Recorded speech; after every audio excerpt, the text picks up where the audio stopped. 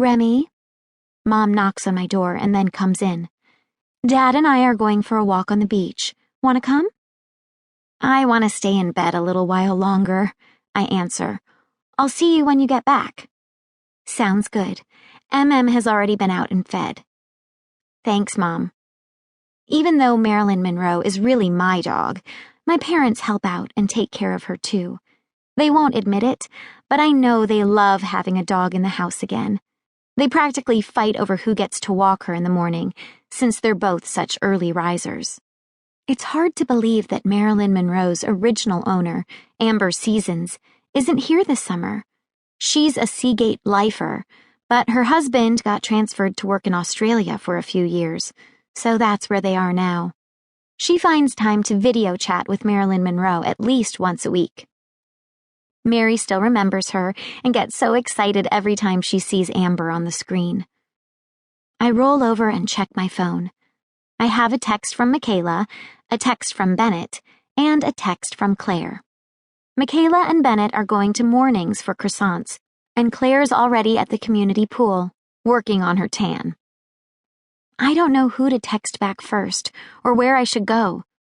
Any girl would want this problem, but it still stresses me out a little bit. Bennett and Micayla don't really know that Claire and I got pretty close over the school year. She lives in Westchester, but both her parents work in Manhattan, so she comes in pretty often. She even slept over a few times.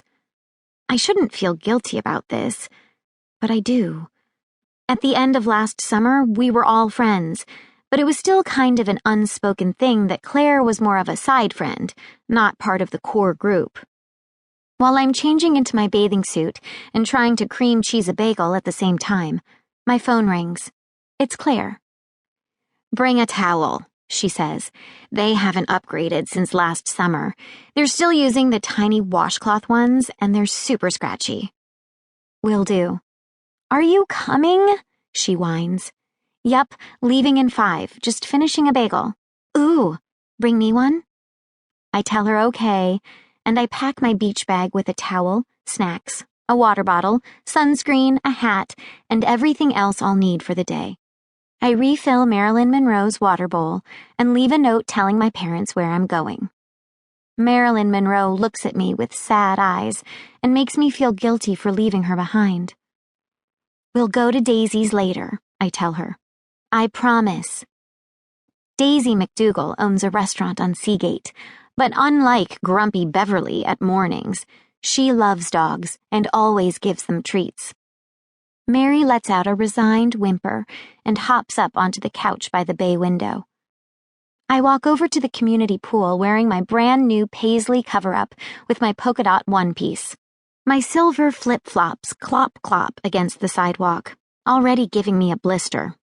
I try to ignore it. Micayla runs up behind me and taps my shoulder.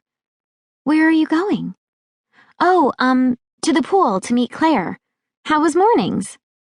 Delish, but Beverly is even grumpier than last summer. It's a little hard to believe. I scowl. What was she like during the year? She wasn't here much, Micayla tells me. She hired some people to run the place during the winter. Oh, I shrug. Since Micayla lives on Seagate all year now, I keep waiting for her to tell me some juicy year-rounder secrets, but so far she hasn't shared anything all that exciting. I also expect her to tell me she can't hang out because she needs to spend time with her year-rounder friends, but she hasn't done that either. Come with me to the pool.